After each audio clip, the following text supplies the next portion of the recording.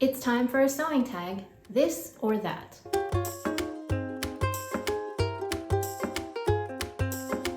Hi, my name is Sarah, and welcome to my channel, which is all about sewing and styling a handmade wardrobe. I have been tagged by Julie of the Curated Curvy to participate in a sewing tag called This or That. It took me a little while to figure out that I had been tagged because I've been out of town, and then as a consequence of that, I'm really far behind on watching my YouTube videos. But this was just such a fun idea for a video that I really wanted to participate. I believe Julie got these prompts from the Love to Sew podcast, and I will link Julie's channel down in the description box below so you can go check out her video. But now let's just get to the questions.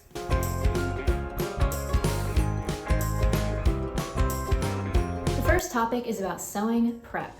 Shopping new or stash busting? Now, although I love to buy fabric, I really haven't been doing it that much in 2023. I've only bought a few pieces this year. So I would say right now for this phase of my life, I'm in more of a stash busting phase. I am starting to feel a little bit guilty about all of the absolutely gorgeous fabrics that I have in my stash that I'm not using. So at least for now, I'm more focused on shopping my stash rather than buying new things. But that's not to say that I haven't bought any new things. I definitely have bought a few. PDF versus paper patterns. Now, I use both, but in recent years, I've gravitated more towards using PDFs. I don't really know why. I've thought about it in the past and tried to figure it out, and the only thing that I can think of why I gravitate more towards PDFs is because that's what I see my peers making on Instagram and YouTube, and I get influenced by that. I'm not against paper patterns by any means, and I do use them fairly frequently, but for whatever reason, I do just tend to use PDFs more. Cutting versus tracing. This one is a no-brainer. I hate tracing. The only time that I will trace is if somehow I've acquired a paper pattern that's an indie pattern. Usually those are more expensive, and so I will trace in those cases. Or if I have a vintage pattern that is just really precious to me and I want to save it, then I will go ahead and trace there as well. But for the most part, I just cut because I don't enjoy tracing at all. Muslin or just go for it? Now, I know that I should muslin, and in theory, I'm definitely pro making a muslin, but I would say that this too, I go through different phases in my life, and right now I am in a just go for it phase. I wish that I always had the time to slow down and be a little bit more patient and go through the steps of making a muslin, because I do think that it is absolutely worth doing. But for right now, I don't have tons of time to sew, and I just don't feel like doing it, and so at the moment, I'm not really doing muslins.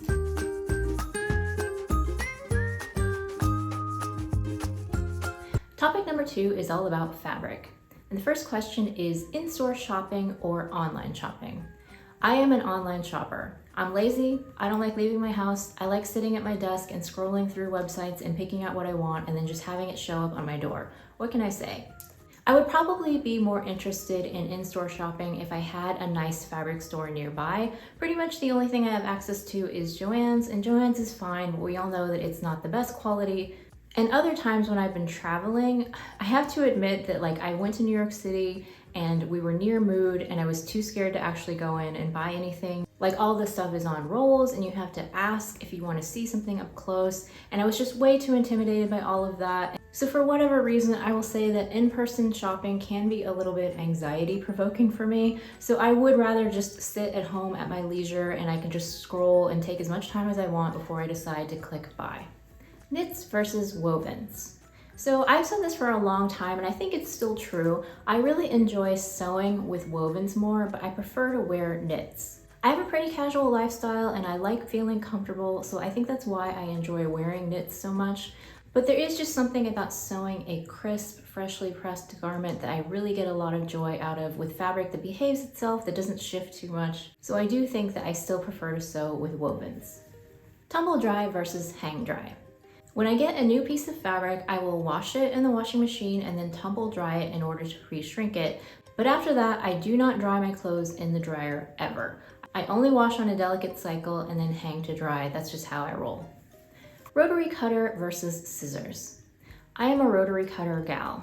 When I started quilting, I of course got a rotary cutter and mat for that purpose, and I basically just never looked back. I think that it's so much easier to use a rotary cutter. The only limitation that I have is that my rotary cutting mat is not very large, and in fact the table that I use to do my cutting isn't that large, So someday I would like to have a bigger setup where I could lay out everything and cut it all out at once. But in the meantime, I'm perfectly happy to use my little mat. I just don't really like cutting with scissors. And in fact, I really should invest in a new pair of sewing shears because the pair that I have, my mom gave me when I first started sewing back in like 2005-ish. And they're nice scissors, but I've nicked them several times. Like I've cut over pens and stuff, don't ask me how. And they just don't even really work that well. Maybe that's why I like using a rotary cutter instead of scissors, because my scissors aren't that great. Maybe if I got a better pair of scissors, I would enjoy it more. Who knows?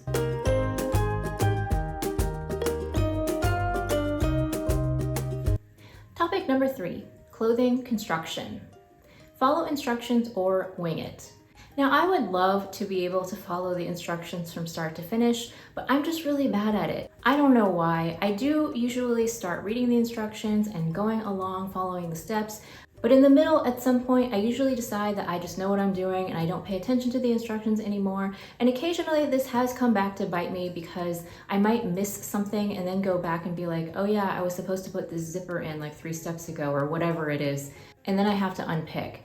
But most of the time I will say that my method of starting to follow instructions and then not following them usually works out okay. And there definitely are certain types of garments that I just don't look at the instructions at all. For example, a t-shirt. Usually with a t-shirt, all I have to do is look up the seam allowances and then I don't need to look at the instructions because everyone knows how to put together a t-shirt. So despite really wanting to be able to follow instructions, I think I'm just incapable of it. Bias tape finish versus facings. Can I just say neither? Because to be honest, I don't really like either one. Sometimes I find bias tape finishes to be a little bit tricky to get it to be perfectly flat. And then facings, you have that problem where it flips out unless you top stitch it down, and that's super annoying. And as far as execution goes, I don't really find one more difficult than the other. So I don't know, I guess I'm just gonna call this one a toss-up. Serged seams versus French seams. So I'm a serging gal. I pretty much prefer to serge about 90% of the time. Every once in a while, I will get in a mood where I feel like doing French seams. Usually it's when I'm too lazy to change out the thread in my serger.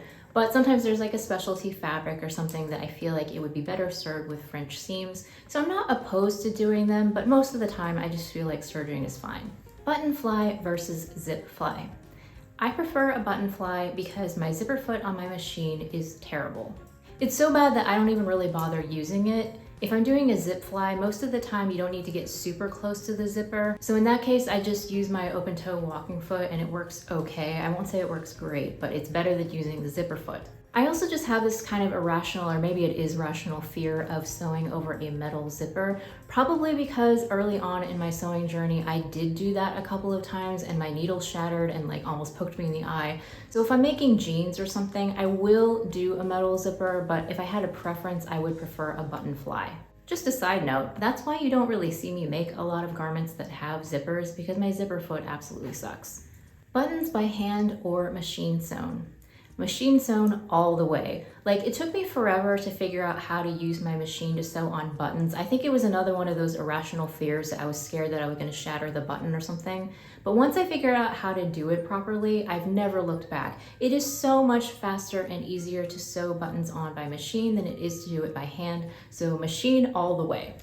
Fusible versus sew-in interfacing. I use fusibles most of the time. I do have a small stash of sew-in interfacing that's kind of a specialty sort of thing for like coats or something, and I will use that on occasion if I need to, but most of the time I just think that fusibles are so much easier, and they're also easier to obtain locally. Snip as you go or all at once. I am a die-hard snip as you go person. I would never ever wait until the end to snip all my threads. I'm actually kind of psycho about it, if I'm honest. Like, every time I finish a seam, I will trim the threads before I move on to the next step. It's just something I got in the habit of doing. My machine does have an automatic thread cutter, but similar to the zipper foot, it doesn't really work that great. Like, it cuts just fine. But then when you start your next seam, you get like a little thread nest on the bottom, and I find that really annoying. So I don't even use the automatic cutter anymore. I just snip the threads as I go, and then I don't have to think about it anymore. Press as you go or all at once. I mean, this one feels like it has a right and a wrong answer, right? Like the answer is you press as you go. For me, the only exception to this is knits, and by that I mean on knits sometimes I won't press at all. Just because I'm super lazy and I don't particularly feel like knits necessarily need to be pressed if it's just a t-shirt or something. But besides that, I always press as you go. I can't imagine trying to do it at the end. That would be a nightmare.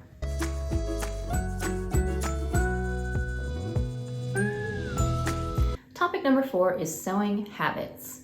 Late night versus daytime. So I only sew in the daytime. I'm too brain dead to do it at night. In fact, I pretty much have a habit of never ever sewing after 5 o'clock because for whatever reason, my brain is just tired and I can't follow instructions and I can't even see that well when it's dark out because I'm getting older. And so if I want to craft in the evenings, I will stick strictly to knitting or crochet because I can do those things watching TV or YouTube and I don't have to think while I'm doing it. I absolutely will not sew at night because that's just a recipe for disaster. Slow and steady versus frantic sewing. I'm definitely a slow and steady gal. I would say early on in my sewing journey, I was more of a frantic sewer, but I've learned that I don't need to rush. Like there's absolutely no reason to do that. My closet is absolutely stuffed to the brim with clothes, so it's not like I ever need to wake up and make something to wear that afternoon. That's just ridiculous. So I definitely take my time. And these days, I don't even really have a ton of time to sew. So very recently, I finished a Cameron shirt by Helen's Closet, and I took my time and it took me probably 2 weeks from start to finish, and it was perfectly fine. I wasn't in a rush to get it done. I didn't need to speed through the process, and I feel like I did a really good job on it, and I'm happy with the end result. So I just don't feel the need to be frantic about my sewing at all. It'll get done when it gets done. So for me, slow and steady is definitely the way to go. Tidy as you go or one big cleaning session. Now, I don't know if this makes me weird or not, but I am definitely the person who has to have a clean sewing table, a clean area before I start a project. So I will make a huge mess in the process of cutting and sewing my project. All of my tools and everything are scattered to the winds, but when I finish a project and it's completely done, I have to take the time to clean up my sewing area and get it all nice and empty for the next project. That's just the way that I roll. Now, because I am so far behind on videos, I really don't know if these ladies have already been tagged or not, but I'm just gonna go ahead and do it, and I will link their channels down in the description box. I'm gonna tag Michelle Sews Again, One Lisa Show, and Creativity by T. And thank you so much to Julie for starting this tag. It was a really fun one to think through my answers, and I will see you again next time.